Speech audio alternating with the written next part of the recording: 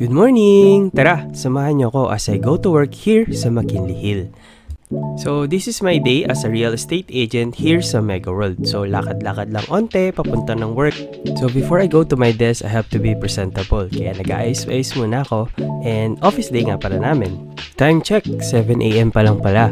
And napaaga yata ako. Pero okay lang kasi I have to do my morning task routine. Usually, I open my laptop and check my messages, emails, and inquiries. Gumagawa rin ako ng mga posting and updates para sa promo ng Mega World.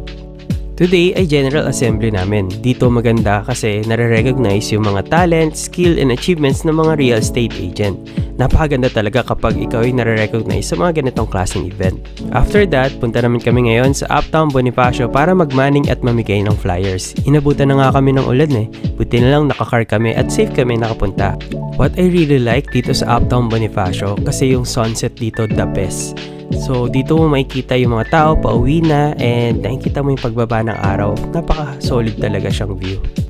At kasabay nga ng pagbaba ng araw ay pagbukas ng mga ilaw dito sa Uptown. Napakaganda talaga kasi buhay na buhay ang gabi dito sa area. So, kung mahilig ka sa city lights at mahilig ka mag-party, perfect na perfect sa'yo ang Uptown. So, if you want to live here, meron pa kami mga properties around the area. I am Ben, message me and see you on my next video!